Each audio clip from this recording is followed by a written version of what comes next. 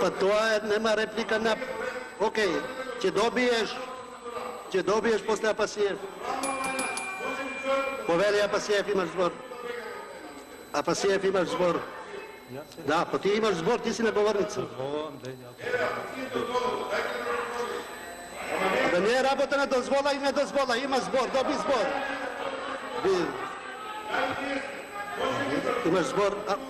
Сакаш да збориш или не? Сакам. Позбори. Ама да дојде она да сакам. Ве повикувам да зборите, инаку ќе ви одземам збор. Така, председателе, јас уште во првиот инаугуративен говор за вас кажав дека вие го победивте 3-0 председателот Пендаровски во правно толкување и вие сте познат по своето арбитрерно толкување. Веќе преминувате во категорија направен волшебник на тие каучук норми, ги тегнете како сакате, ги толкувате. И сега се обидовте преку образложение на координаторот на ВМРО ДПМН да ни поистоветите дека оставка и разрешување се исти институти. Јас како професор по право не можам да премолчам. Ќе имате можност да ми одговорите. Значи, членот 219 е сосема јасен. Владата и председателот и членовите можат да поднесат оставка. Оставка во правото е чин на неотповиклива волја. Оставката не е чин кој некој ја оценува или преоценува, бидејќи е висок етички, морален чин на оној кој ја поднесува. И само подносителот веќе кога ќе ја пушти не може да ја повлече, а не па некој друг да му ја оценува.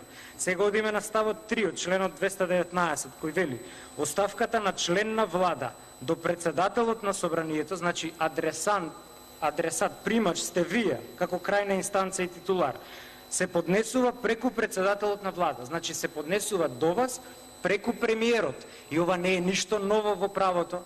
Кога јас поднесувам жалба до вишо јавно обвинителство, поднесувам преку основно.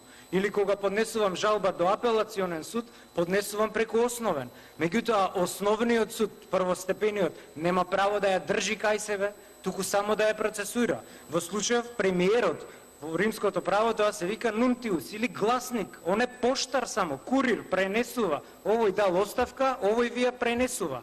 Тоа што не ви ја пренел, вие треба да побарате од него, бидејќи до вас е насловена оставката. Значи, оставката на член на влада се поднесува до председателот, значи до спикерот, преку премиерот.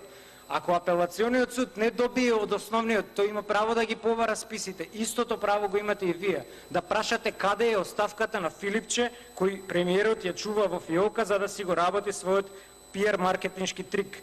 И натаму се вели оставката на член на влада, председателот на собранието веднаш ја доставува до пратениците. Ние таква оставка немаме добиено и затоа и зошто она што го кажуваме точно, затоа што тоа ви го кажува и духот на самиот деловник, членот 220, без претрес констатираме, ние не водиме расправа, како сега ние ќе водиме расправа за морален чин.